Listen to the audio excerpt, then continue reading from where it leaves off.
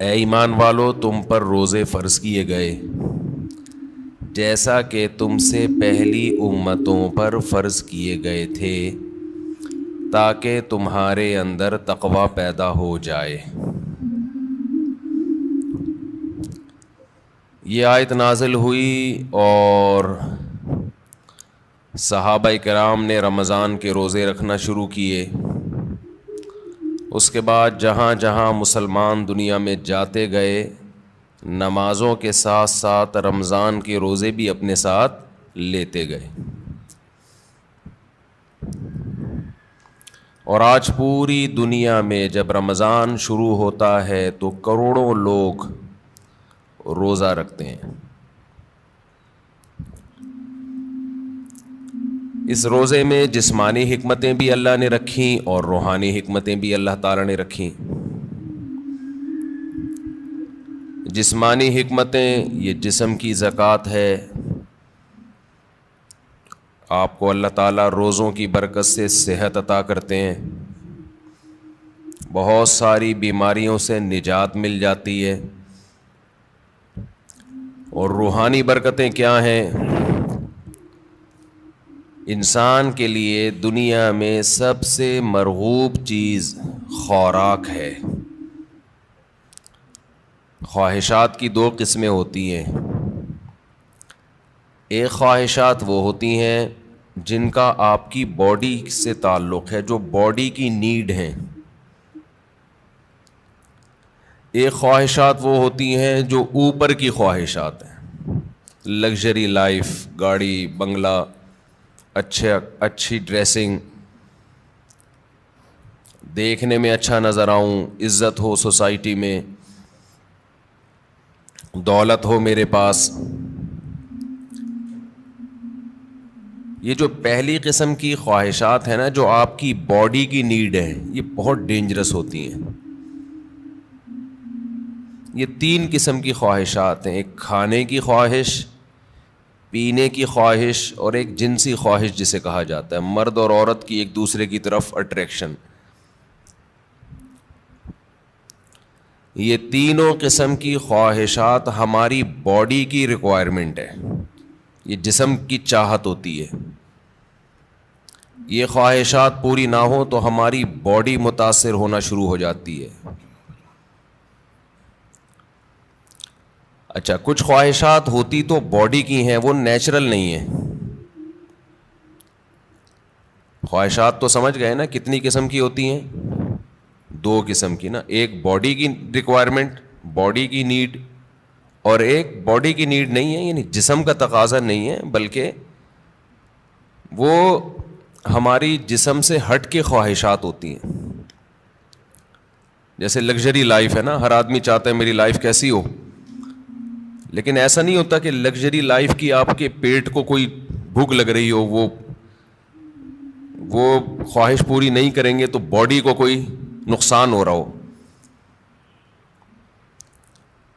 جو باڈی کی نیڈ ہے نا، جیسے کھانا پینا، یہ تو اگر نہیں کریں گے تو باڈی مسلسل تڑپتی رہے گی، مسلسل احتجاج کرتی رہے گی،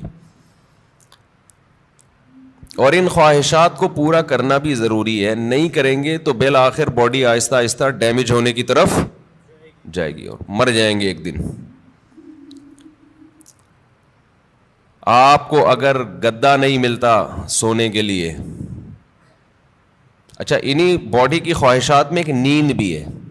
ہم چار قسم کی خواہشات شامل کر لیتے ہیں، نیند ہے، کھانا پینا، اور جس کو جنسی خواہش کہتے ہیں۔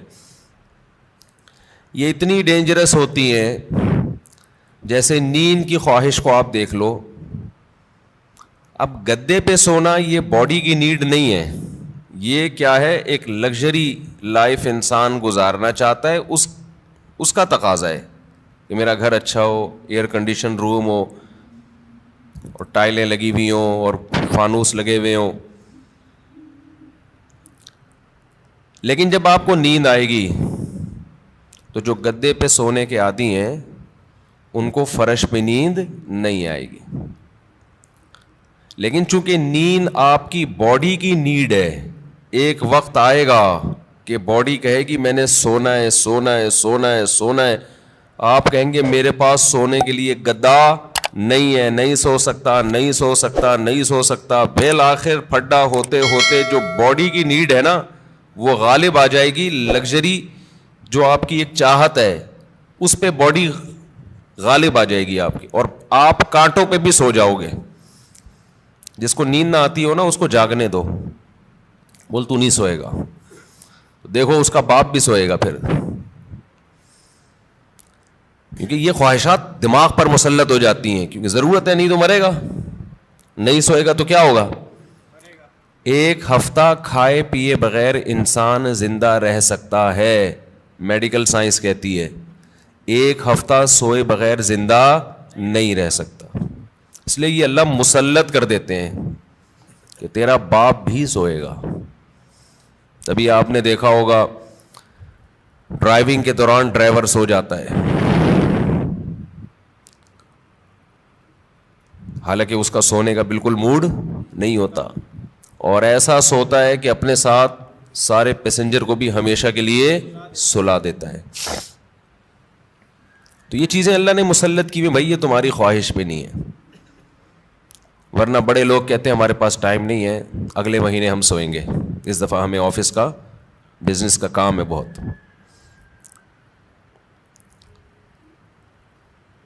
تو یہ جو جسمانی خواہشات ہیں نا, جسمانی خواہشات, ان سے ہاتھ کھینچنا آسان کام نہیں ہے,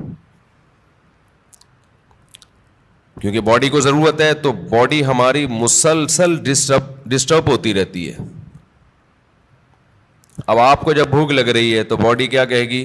روٹی دو, کھانا دو, کہے گی نا, خوراک چاہیے. تو کیا یہ 2-3 دفعہ کہنے کے بعد چپ ہو جائے گی کہ بھائی یہ تو کھلا نہیں رہا تو چلو اب کوئی اور کام کرو؟ نہیں ہوگی. یہ کیا کہے گی؟ روٹی کھانا, روٹی کھانا, چاول, سموسے. کسی کو بھی دیکھے گا نا کھاتا ہوا, مسلسل یہ ٹینشن ہے, اور کسی بھی کام میں اس کا دل نہیں لگے گا جب تک کہ چند نوالے نہ کھا لے. پیاس بھی ایسی چیز ہے, جب آپ کو پانی کی خواہش ہوتی ہے تو باڈی مسلسل پانی مانگتی رہتی, آپ کا دل ہی نہیں لگے گا کسی کام میں. دل جمعی سے کام نہیں کر پاؤ گے آپ, مسلسل پانی پانی, باڈی کو ضرورت ہے. اور یاد رکھو جب ضرورت ہو باڈی خود بتاتی ہے, اس کے لیے ڈاکٹروں سے مشورہ نہیں لیا کرو کہ میں کتنے گلاس پانی پیا کروں. یہ چیزیں اللہ نے انسان کی باڈی میں انسٹال کر دی ہیں, اس میں میڈیکل سائنس کو زیادہ فری مت کرایا کرو. کھا بھی لیں پی بھی رہے ہیں, ڈاکٹر صاحب سے پوچھیں کتنے گلاس پیوں, جتنے کی چاہت ہے وہ باڈی خود بتا دے گی. ہاں اگر باڈی صحت مند ہے اور کوئی الٹے سیدھے کام نہیں کر رہے.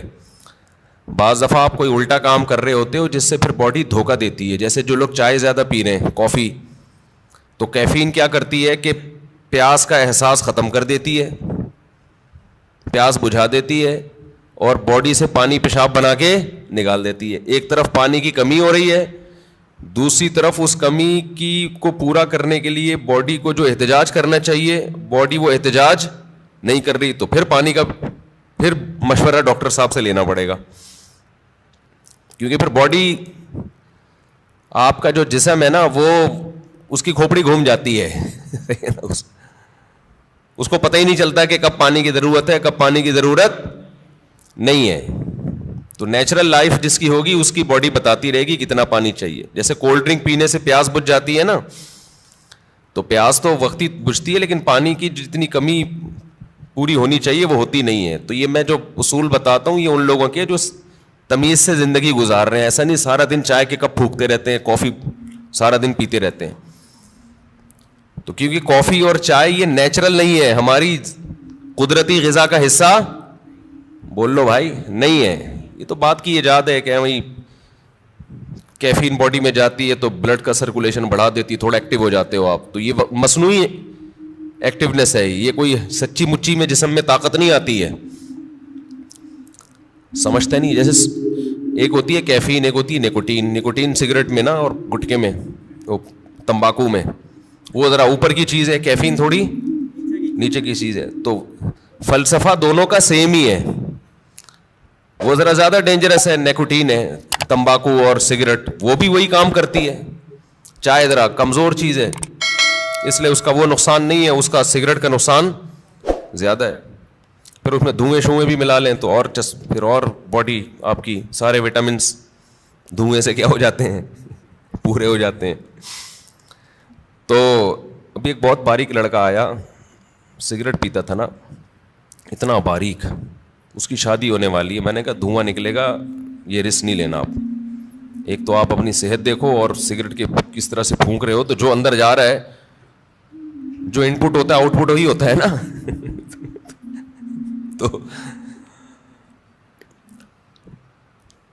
تو یہ جو ہے نا، یہ جو باڈی کی ریکوائرمنٹ نشہ ہے، نشہ یہ بن جاتا ہے، یہ اللہ نے بنایا نہیں ہے، یہ اس سے بھی زیادہ خطرناک ہے روٹی پانی سے.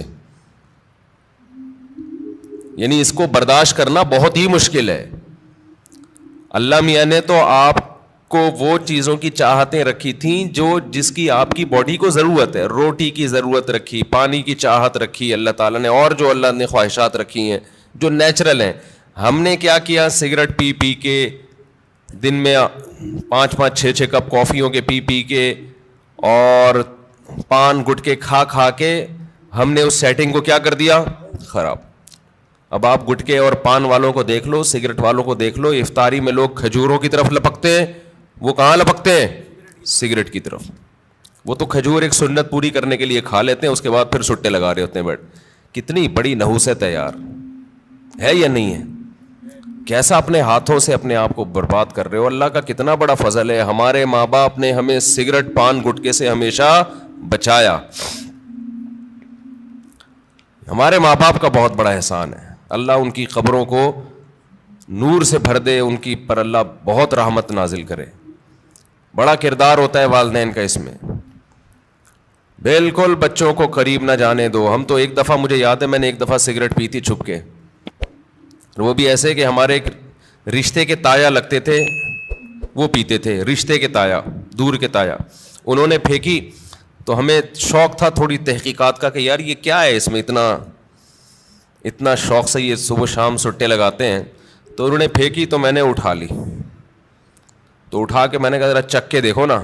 تو ایک کش لگایا ہے، وہ اتنی کھانسی ہوئی ہے کہ اللہ کا بڑا فضل. اور شکر ہے دیکھا نہیں کسی نے، ورنہ طبیعت سے کٹتے.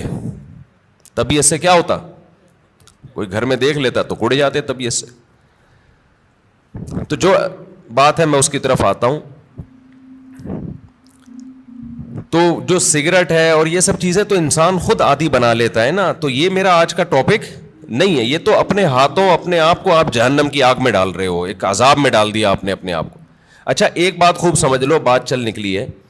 یہ جو سگریٹ والے، گٹکے والے، اور بہت زیادہ جو کافی پیتے ہیں، چائے پیتے ہیں، بہت زیادہ کیفین کی لت پڑ گئی ہے ان کو، یہ لوگ اکثر ایک بات یہ کہتے ہیں کہ اس سے ذہن فریش ہو جاتا ہے. یہ خوب سمجھ لو، کوئی بھی نشے کی چیز، نشے سے میری مراد یہ نہیں ہے جو شراب کا نشہ ہوتا ہے، نشے سے مراد جس کی بھی لت پڑ جائے. تو جو کیفین ہے، کافی، یہ جو نیکوٹین ہے، ان میں یہ ذہن میں رکھو کہ جتنی کوانٹٹی آپ لے رہے ہو نا فریش ہونے کے لیے، تھوڑے دن میں اس کے عادی ہو جاتے ہو.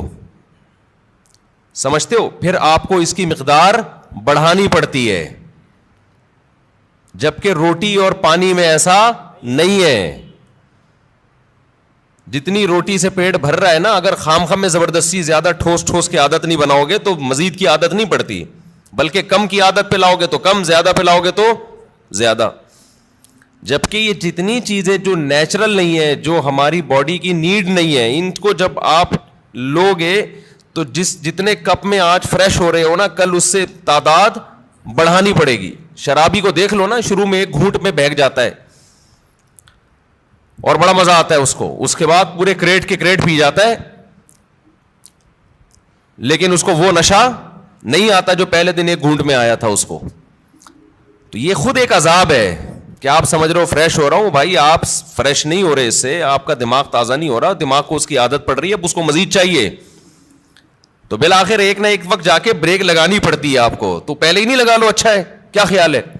شروع میں ہی چھوڑ دو ان چیزوں کو یار. تو یہ جو ہماری باڈی کی نیڈ ہے نا، کھانا پینا اور یہ جو خواہشات ہیں، جو یہ ان کا برداشت کرنا یہ بہت مشکل ہے. اور رمضان میں اللہ انہی 3 چیزوں پہ پابندی لگا دیتے ہیں.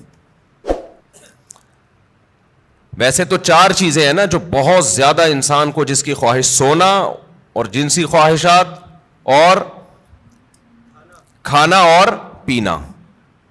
تو ان میں سے 3 اللہ تعالیٰ روزے کی حالت میں کیا کر دیتے ہیں؟ پابندی لگا دیتے. کھانا پینا اور جنسی خواہش آپ پوری نہیں کر سکتے. سونے پر اللہ پابندی نہیں لگاتے، یہ اللہ کی رحمت ہے. اللہ چاہتے تو رمضان میں سونے پر بھی پابندی لگا دیتے.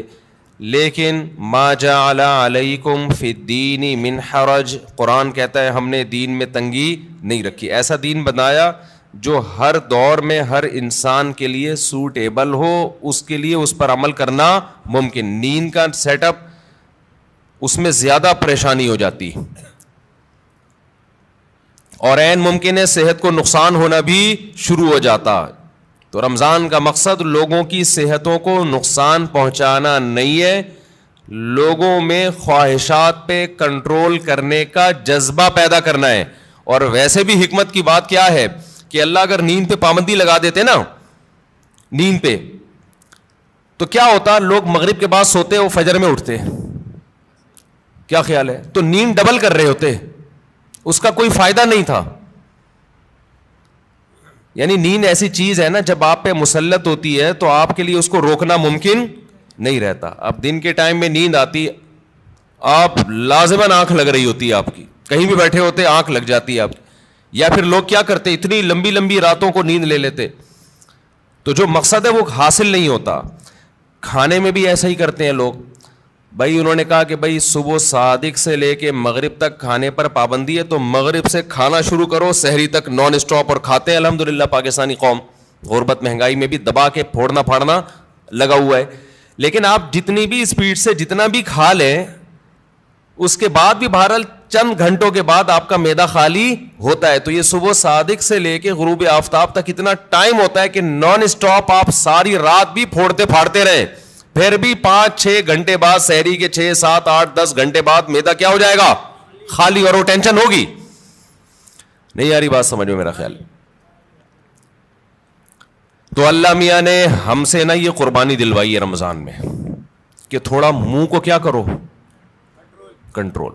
سب سے بڑا مسئلہ ہم نے علماء سے سنا ہے کہ جس آدمی کا اپنے منہ پہ کنٹرول نہیں ہے، باقی کسی خواہش پہ وہ کنٹرول نہیں کر سکتا. اور یہ بالکل درست بات ہے.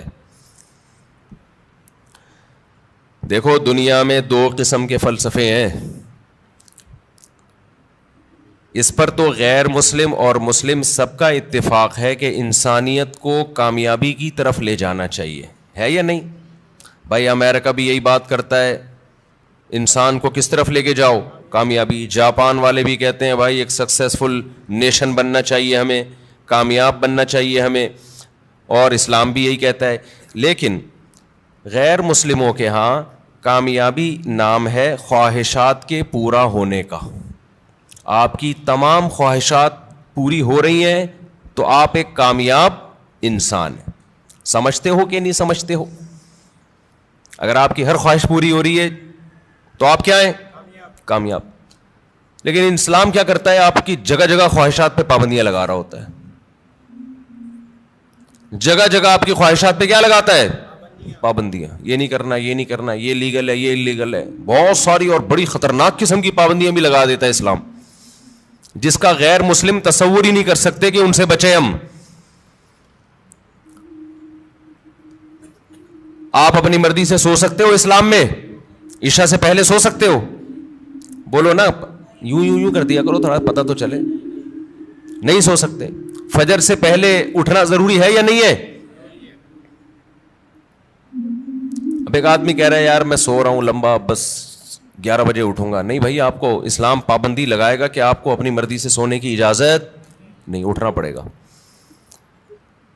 سردی ہے، وضو کا دل نہیں کر رہا، یخ ٹھنڈا پانی ہے، اسلام کیا کہے گا؟ غیر مسلم کیا کہے گا؟ بھائی نہیں، نہیں اٹھو, یا اٹھ گئے ہو تو ہاتھ منہ مت دھو. لیکن اسلام آپ پہ پابندی لگائے گا, آپ کو ہاتھ منہ دھونے پڑیں گے, چاہے ٹھنڈ لگے یا نہ لگے. بلکہ سردیوں میں وضو کرنے میں حدیث میں آتا ہے بہت زیادہ ثواب ہے. ایسے گناہ جھڑتے ہیں جیسے درختوں کے پتے جھڑتے ہیں سردیوں میں. پھر اسلام آپ پہ پابندی لگاتا ہے حلال حرام کی پابندیاں. نظر بھی اٹھا کے دیکھنے نہیں دیتا کسی انٹی کو. کتنی سخت پابندی ہے یہ نہیں ہے. گورا سوچ سکتا ہے اس پابندی, وہ تو نائٹ کلب میں جاتے ہیں, شراب پیتے ہیں, اور اسلام کہہ رہا ہے کہ نائٹ کلب جا کے زنا کرنا تو بہت ہی بڑا جرم ہے. لا تقربوا الزنا, قریب بھی نہیں پھٹکنا. کوئی انٹی جا رہی ہیں اس نیت سے دیکھ لوں کہ یار کیسی ہیں, یہ بھی آپ کے لیے کیا ہے, ناٹ الاؤڈ. اچھا, جو غیر مسلم لوگ ہیں ان کے ہیں کہ انسان کی ہر خواہش پوری ہو. وہ سمجھتے ہیں کہ یہ کامیابی ہے. حقیقت پتہ ہے کیا ہے, جس کی ہر خواہش پوری ہوتی ہے وہ ڈپریشن کا مریض بنتا ہے. یہ بات خوب اچھی طرح کھوپڑی میں بٹھا لو. جس کی ہر خواہش پوری ہوگی وہ کیا ہوگا, وہ اسٹریس اور ڈپریشن میں جائے گا. وجہ اس کی ہے کہ آپ کی ہر خواہش پوری ہو سکتی نہیں ہے. اگر ہو رہی ہے نا تو اس کا نتیجہ نکلے گا کہ آپ میں خواہشات پہ کنٹرول کرنے کی طاقت ختم. ایک اسٹیپ ایسا آتا ہے جہاں کوئی نہ کوئی خواہش آپ کو قربان کرنی پڑتی ہے. دنیا میں کوئی شخص, فرعون بھی ایسا نہیں گزرا کہ اس کی ہر خواہش دنیا میں پوری ہوئی ہو.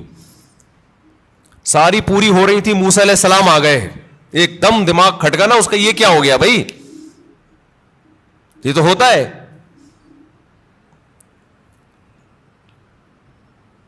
جتنی بھی آپ کے اندر خواہشات ہیں نا, پوری کرتے رہیں, کہیں نہ کہیں آ کے قدرت کی طرف سے بیریئر کھڑے ہو جاتے ہیں آپ کی راہ میں, اور آپ خواہشات پوری کرتے کرتے یوز ٹو ہو چکے ہوتے ہو. آپ کو خواہشات پہ کنٹرول کرنے کی عادت نہیں رہتی. پھر آپ جاتے ہو اسٹریس میں, ڈپریشن میں, اور چیخو پکار, مار دھاڑ. جیسے جو بچے زیادہ لاڈ پیار میں پلتے ہیں وہ بچے شور شرابہ زیادہ مچاتے ہیں.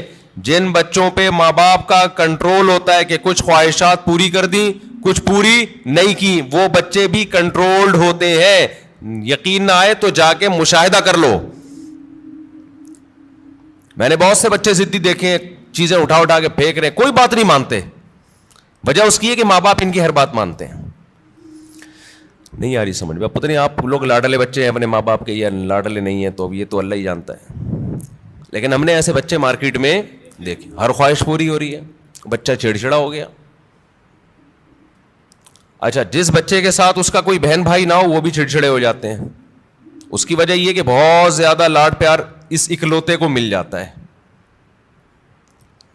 کیا ہوتا ہے, اکلوتے. دوسرا مارکیٹ میں قریب العمر ہوتے نہیں ہیں, 2-4, تو ماں باپ کی ساری لاڈ کا اور پیار کا مرکز یہ اکلوتا. اس کی ہر خواہش پوری. آپ میں سے کوئی اکلوتا ہو تو پیش کی معذرت. نتیجہ کیا نکلتا ہے, اس کی طبیعت میں چڑچڑاپن پیدا ہونا شروع, مار دھاڑ. وہ سوسائٹی میں بسا اوقات ایک کامیاب انسان بن کے سروائیو نہیں کر پاتا. اچھا, ہمارے ایک ریلیٹیو کے یہاں نا ایک بچہ ہوا, پھر ان کے یہاں فوراً دوسرا ہو گیا اگلے سال. رپورٹ دیکھیں, رپورٹ. ہوا یہ ہے کہ جب فوراً دوسرا آ گیا 1-2 سال کے بعد مارکیٹ میں, تو جو پہلا والا تھا نا, اب اس کو تھوڑی سی جیلسی بچوں میں ہوتی ہے کہ دوسرے کو پیار کرو تو اس کو غصہ آ رہا ہے کہ اس کو کیوں پیار کر رہے ہو. بچے کرتے ہیں ایسے, آپ نے دیکھا ہوگا. تو لوگ کہہ رہے ہیں کہ یار یہ جو ان کے ریلیٹیو ہے نا, کہنے لگے کہ یہ غلط ہوا, پہلے والے کے ساتھ ظلم ہوا ہے. ابھی اس کی عمر تھی, اس کو محبتیں ملتی, توجہ کا مرکز بنتا. مارکیٹ میں دوسرا آ گیا, جو محبت پوری اس کو ملنی چاہیے تھی وہ ڈیوائڈ ہو کے آدھی کہاں جا رہی ہے, تو یہ پہلے والے کے ساتھ ظلم ہے. سمجھتے ہو بات کو؟ تو بھائی یہ پہلے والے کے ساتھ ظلم نہیں ہے, اس کی ٹریننگ کا حصہ ہے کہ تو دنیا میں اکیلا باپ نہیں ہے, تمہارے بہن بھائی بھی ہوں گے. ابھی سے اس کے اندر برداشت پیدا ہو رہی ہے. حقیقت ہے, اس کے دل میں ایک جذبات ہوتے ہیں حسد کے. بچوں میں ہوتا ہے, بہت زیادہ جیلسی ہوتی ہے بچوں میں, ایک کو کچھ دو نا تو دوسرے کو ضرورت نہیں بھی ہو, صرف اس کو تپانے کے لیے مانگتا ہے کہ مجھے کیوں نہیں دیا. تو یہ جو برداشت اس میں پیدا ہوگی نا, جب ماں باپ دوسرے کو پیار کر رہے ہیں اور اس کو غصہ آ رہا ہے, یہی غصہ قدرت چاہتی ہے کہ آئے تاکہ اس میں کنٹرول پیدا ہو. یہ نہیں ہوتا نا تو یہ بڑے ہو کر عذاب بنتا ہے. پھر بڑے ہو کر پھر کیا ہوتا ہے کہ یہ کیوں آ گیا دنیا میں, میرے باپ کی وراثت جو مجھے ملنی تھی اس کو کیوں مل رہی ہے, یہ اس میں شریک کیوں ہو رہا ہے. پھر یہ یہاں تک جاتا ہے معاملہ. شروع میں یہ مسئلہ کیا کر دو, ختم کر دو کہ بیٹا اس گھر میں اور بھی ہیں, اور ممکن ہے مفتی صاحب کے ابھی میں بیانات سننا شروع کیے تو اسپیڈ اور بھی بڑھ سکتی ہے ہماری, عین ممکن ہے اگلے سال نیا ماڈل بھی آ سکتا ہے. تو اب یہ جلتے ہی رہو بیٹھ کے, یار اسی کو قبول کرو. اور پھر ایک اہم بات یہ کہ بچہ ماں باپ کی توجہ کے لیے بہن بھائی کو وقتی طور پہ برداشت نہیں کرتا, لیکن اللہ نے ایک ایسا بچے میں ایک سافٹ ویئر ڈالا ہوا ہے کہ وہ اپنے بہن بھائیوں سے محبت بھی ٹوٹ کے کرتا ہے. یہ تو آپ اس کو دے رہے ہو نا, ماں باپ اس نئے ماڈل کو جب پیار کرتے ہیں محبت دیتے ہیں تو پرانے ماڈل کو تکلیف ہوتی ہے, یہ ہے اس کی جیلسی. لیکن آپ ذرا کوئی تھرڈ پرسن اس نئے ماڈل کو ہاتھ اٹھا کے دیکھے, پرانا ماڈل آڑ بن کے کھڑا ہو جائے گا کہ میرا بھائی ہے میری بہن ہے, تو کون ہوتا ہے ہاتھ اٹھانے والا. تو یہ جو محبت اور قربانی کا جذبہ ہے یہ بھی نئے اور پرانے میں جب کم وقفہ ہوگا اور نیا ماڈل جلدی آئے گا تو پرانے ماڈل میں اپنے بہن یا بھائی کے لیے لڑنے کا جذبہ یہ بھی جبھی پیدا ہوگا. نہیں آ رہی بات؟ اور یہ تھوڑا سا نئے اور پرانے کو بڑا ہونے دو, پھر ان کے آپس میں کھیل کود دیکھو, محبتیں دیکھو کیسی ہوں گی. تو یہ جو فضول قسم کے لبرل لوگوں کی فضول باتیں ہیں نا کہ ابھی تو پرانے والے کو ٹائم زیادہ چاہیے تھا, ایکچولی نیا والا آ گیا مارکیٹ میں, تو ایکچولی یہ ٹوپی ڈرامے یہ کسی اور کو گنتیاں سکھانا جا کے ساری نیچرل لائف کا بیڑا غرق کر دیا. بچے کو اپنے جیسا بچہ چاہیے بھائی کھیلنے کودنے کے لیے, اس کو ماں باپ سے زیادہ ضرورت بہن بھائیوں کی ہے. ماں باپ تو صرف کیئر کرتے ہیں کہ کیا کر رہا ہے, خراب تو نہیں ہو رہا, سٹے تو نہیں لگا رہا, ایسا تو نہیں تایا نے سگریٹ پھینکی اٹھا کے پی رہا ہے. ماں باپ کا کام صرف یہ نگرانی کرنا ہے. باقی تو اس کی جو انٹرٹینمنٹ والی لائف ہے, جو اس کو انٹرٹین کرے گی وہ تو بہن بھائی کریں گے. خوش رہے گا, کھیلے گا, کودے گا, انہیں کے سے سیکھے گا, مارے گا, روئے گا, پٹے گا بھی, پیٹے گا بھی, یہی تو لائف ہے اس کی. ہر خواہش پوری ہونے سے انسان بنتا نہیں ہے بلکہ بگڑتا ہے.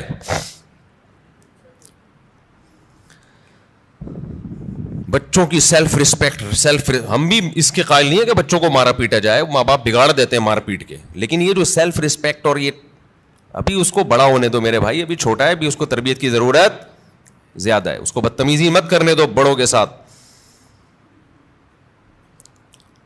اس کو بتاؤ تم چھوٹے ہو ابھی بیٹا, تم ہمارے باپ ہم ہی ہیں, محبت ملے گی آپ کو, لیکن ہمارے باپ بننے کی کوشش مت کرنا. جو گھر میں پکے گا تیرا باپ بھی وہی کھائے گا. وہ میرا بیان مشہور ہوا تھا نا, پاٹھا کھا لو پاٹھا. بچوں سے مائیں پوچھتی ہے نا, بیٹا پاٹھا کھا لو, نہیں پاٹھا نہیں کھاؤں گا. اچھا چلو ڈبل روٹی کھا لو, نہیں ڈبل روٹی نہیں کھاؤں گا. اچھا چلو اس پہ یہ جیم لگا دوں, نہیں جیم کیوں لگایا. یہ وہ پورا بڑا زبردست میم چلی تھی وہ. تو وہ اس کی اماں آخر میں اس کو جب سمجھایا جائے ایک تھپڑ لگا, یہ کھا لے گا, جو تو کھلائے گی وہی کھائے گا. تو کہتی نہیں بچوں کو موٹیویٹ کرو. اس میں نے کہا تھا موٹی تو اپنا تو ویٹ کر پہلے,